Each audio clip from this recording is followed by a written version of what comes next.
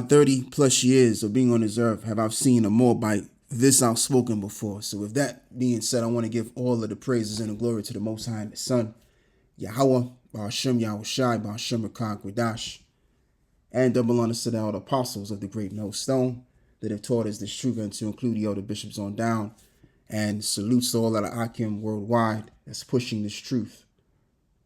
And as we all believe, hence is why we do this work, that we are of the hopeful elect, and we say that humbly. And it's your brother Laban. And so I want to just respond to what this man has said on Hyde's Park.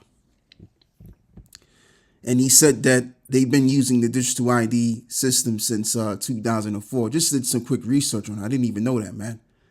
And he said that you can't do anything unless you have the digital ID, right? This is where it's at right now in China. And just a while back ago, Carl Stammer already announced that if you don't have a digital ID, you can't work. So that covers everything that you need in life to go on in this world. And so they're going to do much more than just that, as well as this man said. He even said that you even have the military that's actually in charge of the internet as well. So if you say something that they don't like, all they got to do is come around your yard and take you to a nearby detention center. And that's basically what we've been telling you all of this time. You know, I remember years ago in the 2010s, early in the 2010s, I remember the old apostles used to talk about this. And, you know, you had a lot of scoffers and scorners getting online talking about how we're talking shit and all that stuff. And then now it's like, where are the scoffers at? Where are these people at that were going headstrong, keyboard warrioring it? Where are they at? They're nowhere to be found. You know why? Because everything that we're saying now is coming to an head, and it's showing forth itself. Whether you want to accept it, believe it or not, it is what it is. All right. So without further ado, I'm going to play half of this video because I've already kind of said what he said on the first half. So let's play this video and we're going to move forward.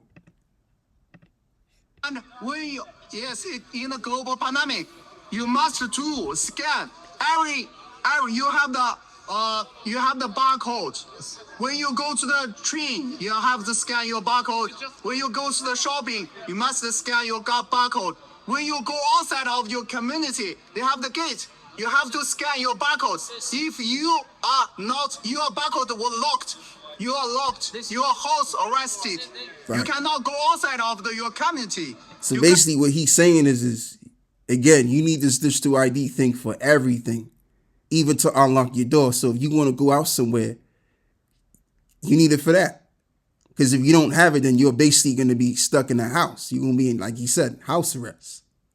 You cannot go to the food, buy the food. You cannot buy the tickets for train. You cannot buy the tickets for bus.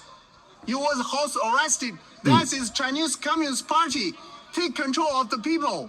That is the control of the freedom of movement.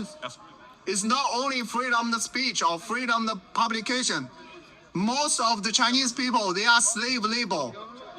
They are and really what he wanted to say, but you know, that thought came to his head. What he wanted to say is that the people's lives in China are being measured out on every single aspect. All right. And that's what they're going to do all around in the Western Hemisphere. And this is the reason why now I understand why the chief of the World Economic Forum, once upon a time, Klaus Schwab, said it himself. He said that the Chinese model is the appropriate model. And I'm saying it in my way. I'm roughly paraphrasing what he said. But that's basically what they consider. They look at China and it's like, wow, that's the perfect model on how we're going to control people next, and how every societies around the world should model their societies. All right. This is where all of this is going. So when he says that on every aspect you need this digital ID, this is what they're going to do to us. And it ain't just this Moabite giving the warning. You have other Moabites that I'll probably put on post-production, Lord willing. I know I say that and I don't do it, but Lord willing, I will do it. I'll get to it in due time. You know what I'm saying? So, yeah, I mean, it makes a lot of sense why Moab would give the warning, because they've been under this system for 20 plus years and building on top of it. All right. So what I want to do is I want to get into the scriptures, and I want to read this over here, because as well as he mentioned that if they find out, let's just say this digital system is being built up in the West to the point of how it is in China or close to it, they'll be able to persecute people because you may have said something that didn't go along with, maybe a narrative that which is being spoken of with the mainstream media, and or you're just in general speaking out against the world that you're living in. And that's basically, just to be honest, that's what we really do. We're telling of another world to come. We're speaking about things that's going to happen badly, right? So you can call that treason. A time will come where once they get everything where they need it with this AI based society that they're going to set up, once they formulate their one world order system, they're going to go for people. They're going to go after people that are speaking up against government and what have you. And this is when we're going to be tried, and we're going to have to be tested to see whether we believe in this thing or not, And I first want to read this as well. This is Psalms 37 and verse 14. The wicked have drawn out the sword and have bent their bow to cast down the poor and needy, and to slay such as be of upright conversation. Right. So when you speaking upright conversation, in other words, you're speaking the words of the Lord, which is upright. That's an abomination to the people of this world, especially to the people that rule this world, the people that are in very powerful positions in this world. It's an abomination, as well as Esra. I want to pull that out as well. Let me see what I can do here.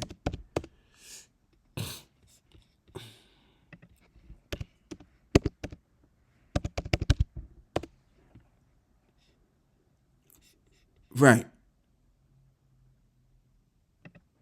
Proverbs 29 and verse 27. An unjust man is an abomination to the just, and he that is upright in the way is an abomination to the wicked. So we're considered an abomination to the wicked, and they want to get rid of us. So again, I say, before the New World Order is fully set up, they're going to be going for us, man. They're going to be going for the servants, the prophets. But that's all right, because what we do understand is that they did it to the prophets before. The prophets were being persecuted before. All right. Look at the Apostle Paul. Look what he had to undergo. Look what Yahushua had to undergo. So this is just the way that it is. I mean, they that live godly will suffer persecution. And that's the next precept I'm going to get as well. This is Matthew 5 and verse 10. Blessed are they which are persecuted for righteousness' sake, for theirs is the kingdom of heaven. It's going to get so bad out here that we may even very well be considered teased because of the way we speak and what we do. Because what we do doesn't go along with society. All right. We don't go along with this world just in general. And that's why when I notice nowadays, man, the viewership that we're getting is much more lower than what we've been accustomed to getting. All right. Like, they're really subduing our content, man. It's crazy. They're really, really going for the shadow ban to a different level now, So that's very clear, cut and dry to see that our words have no place in this society at all, because this society is ruled by the wicked. So our words are going to be an abomination to them. And the time is going to come where they will try to persecute us, man. And they're going to persecute some of us even unto death. But that's okay, because you got brothers out there that are willing to go that route, willing to get their heads chopped off, willing to die for what they believe in. That's all right. All right. Because as Yahushua promised, which there's nothing to really to prove, because it is what it is. Yahushua promised that we would receive everlasting life. And as it is written, that the dead and the anointed will arise first. So those that have died for believing in Yahushua through his word will be raised back up, will be resurrected, just like how Lazarus was resurrected. Okay, and what we all got to understand is that Yahweh Shai represents, he symbolizes the resurrection. When he died on that cross, what happened? He was in the grave for what? He was in the grave for 3 days and rose on the fourth day. All right, so he himself is the resurrection. So we believe unto him, we're going to be raising back up if we die in believing in him. So what difference does it make whether we die for this truth or not? We're all going to be resurrected unto everlasting life anyway. Even to the brothers that don't die in this thing, guess what? We're going to be raised out of these corruptible bodies into incorruptible bodies. And those that have died are going to go in the same place as well. All right. Matthew 5:11. Blessed are ye when men shall revile you and persecute you, and shall say all manner of evil against you falsely for my sake. Rejoice and be exceedingly glad, for great is your reward in heaven. For so persecuted they the prophets which were before you. Okay? So yeah, I mean, I ain't gonna lie to you, man. This is kind of funny hearing him speak, because when a Moabite speaks passionately, man, and then at the same time, he's speaking in his accent too. But regardless whether it be funny or not, it's the truth, man. The truth is that, hey, man, the time is going to come where we're going to have to go through things that is going to be far beyond comfortable. It's going to be different, man. It's going to get real. And, but you see, that's all right, because our minds are ready for this, man. The Heavenly Father has given us the spirit to overcome all things, and our minds are in the right place. So when it does happen, it's going to be like, well, we've expected it to happen. But you see, these other camps outside of us, because they haven't been keeping it real, guess what? When that time comes upon them, where you're going to have to be persecuted for what you believe in, it's going to get real to them. But see, us, it ain't going to get real to us, because it's been real to us, even before it became real. 2 Timothy 3 and verse 12, yea, and all that will live godly in the anointed Yahweh Shai shall suffer persecution. But evil men and seducers shall wax worse and worse, deceiving and being deceived. And that's what we see with the boys in purple and the boys in black and these other camps. And then you got this group called Genesis. They basically sold out. If I'm correct, I found out that they sold out. One of the brothers was speaking on it, man. I think it was either one of the elder apostles or a brother was talking about it, how they sold out to vocab. So, you got that thing going on. You know what I'm saying? And calibrating their mind to the other side, the dark side. Which is crazy, man, because here it is. You got all of this shit happening, man. Here it is. The world is caving in and the prophecies are speaking, and you got guys falling for it, man. One guy was complaining about how, he didn't really agree and believe, with certain parts of the doctrine and all of this extra shit. If there's ever a time to get down to the nitty gritty of this truth, this is the time right now. This ain't the time to be bullshitting around in your mind about what you agree with or what you don't agree with the doctrine. All right. And if you fall out of this time, I mean, okay, cool. Fair enough. The Spirit of the Lord allowed it to go down, because the Lord, listen, the Heavenly Father is in charge of everything, but I'm still going to say it's absolutely stupid. It's asinine to be an apostate in this time. And that's just me speaking as a man. So as this reads here, the word continue, which is the word meno or meno. Strong's G 3306, meno, which means to remain or abide in reference to place, to sojourn, tarry, not to depart, to continue to be present, to be held, kept, continually in reference to time, to continue to be, not to perish, to last, endure. So we're supposed to endure in terms of believing in what we believe in. As it is written, he that endureth to the end, same shall be saved.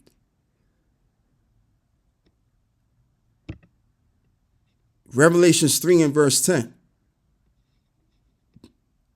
Because thou hast kept the word of my patience, I also will keep thee from the hour of temptation, which shall come upon all the world to try them that dwell upon the earth. So we're supposed to endure in terms of our belief in Yahweh Shai, thereby keeping the word.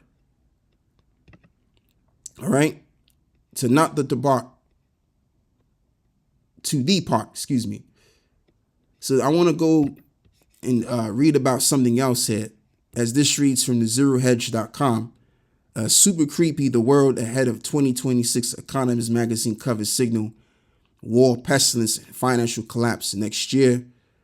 There's one magazine that represents the interests of the global elite more than any other.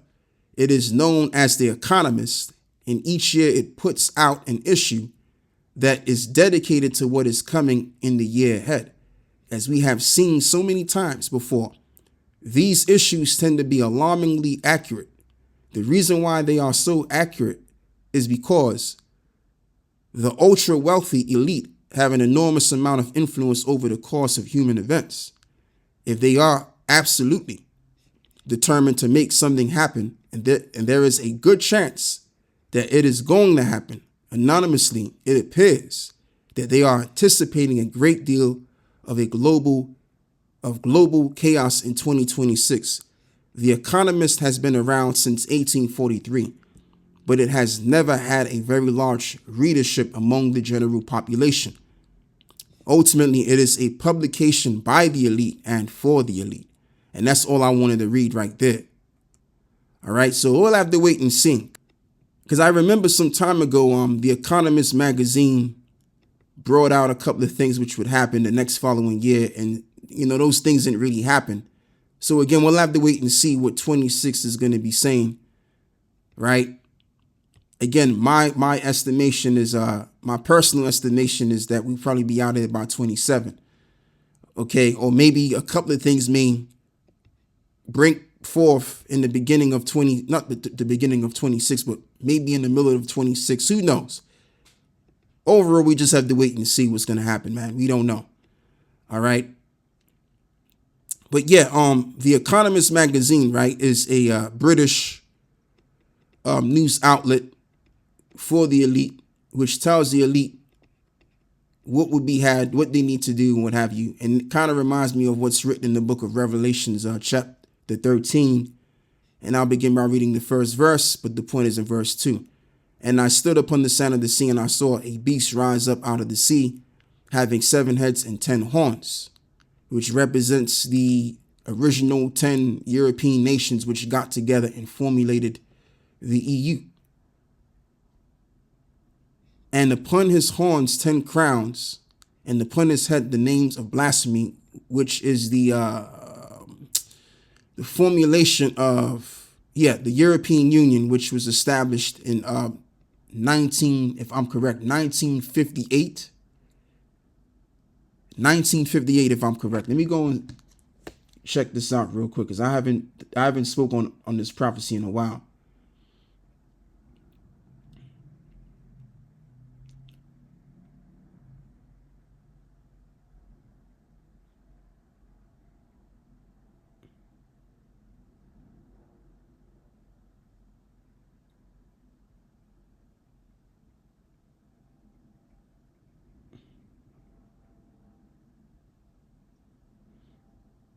Yeah, you had the Treaty of Rome in 1958. There you go. So I'm correct. It was 1958. Right. Okay, cool. Yeah, so verse 2, as this reads, and the beast which I saw was likened unto a leopard, which represents the ancient Greco Empire. And his feet were as the feet of a bear, which represents the Russians. Going back to Media, or the people of Japhet, all right, because this is going to be the society that's going to really take this society down. And mind you, the feet of every creature is the last part of the body. And his mouth as the mouth of a lion, and the dragon gave him his power and seat and great authority. And the mouth of a lion represents Great Britain, because Great Britain, again, which ties into this article over here in regards to the Economist magazine, right?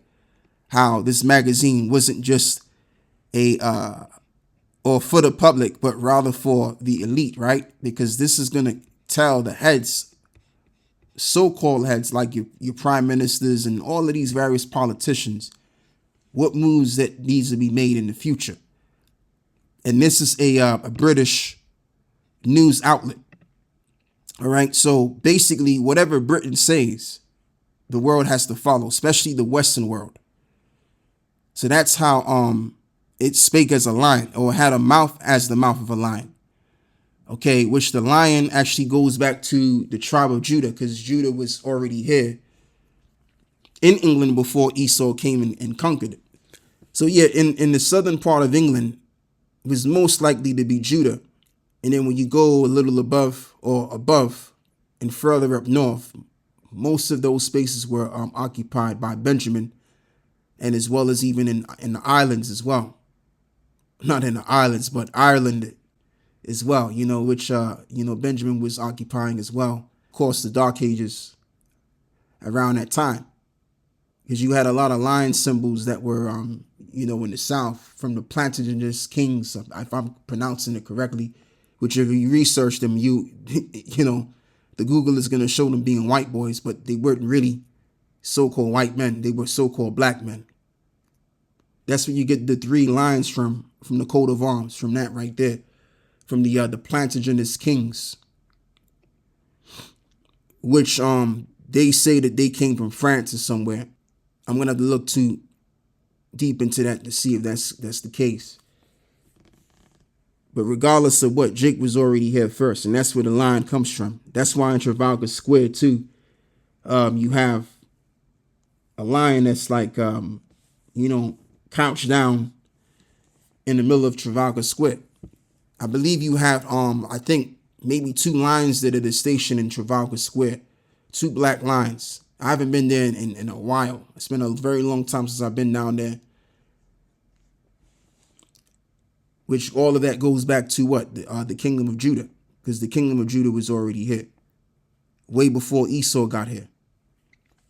So yeah, England represents the lion, or spake as the mouth of a lion. So whenever there's an edict that is given publicly or secretly, these elites and as well as these various politicians, they gotta go with the flow with that command.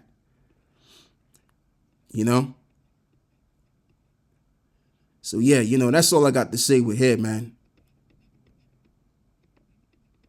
They're saying that the 2026 could very well be the year of war, pestilence, and financial collapse.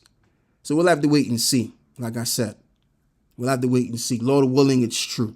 Well, yeah, so with that, I want to give all of the praises and the glory to the Most High and His Son, Yahweh, Bahashem, Yahweh Shai, Bahashem, Rakah HaKodash, and double honor to the apostles of the great millstone that have taught us this truth throughout the 4 corners of the earth.